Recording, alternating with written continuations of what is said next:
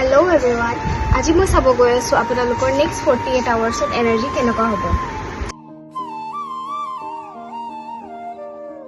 পাইল 1 বা পাইল 2 চুজ কৰিব আৰু এনাৰ্জিটো ক্লেইম কৰিবৰ বাবে টাইপ কৰিব 444 আৰু শ্বেয়াৰ কৰিব যাতে সকলোৱে তেওঁলোকৰ এনাৰ্জিটো চেক কৰিব পাৰে।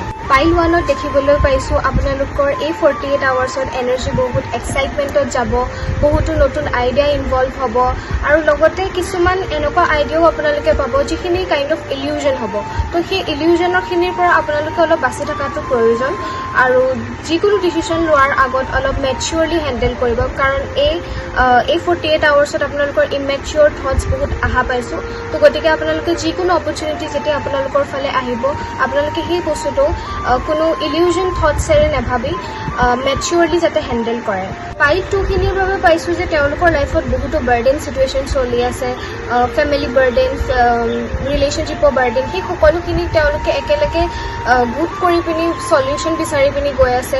কিন্তু তেওঁলোকে এই কামখিনি কৰি থকা অৱস্থাত তেওঁলোকৰ ইগ' বেছি বাঢ়ি গৈ আছে। তো নিজৰ ইগ'ৰ ওপৰত অলপ কাম কৰিব, যিকোনো মানুহক যি টি কথা কৈ নিদিব যাতে তেওঁলোকৰ আপুনি ইম'শ্যনছ হাৰ্ট কৰে, তেনেকুৱা ধৰণৰ কোনো কথা নক'ব। আই হোপ আপোনালোকে ভিডিঅ'টোৰ গাইডেন্সখিনি মানি চলে আৰু শেষত ইউনিভাৰ্ছক থেংক ইউ ক'ব নাপাহৰিব। Thank you universe.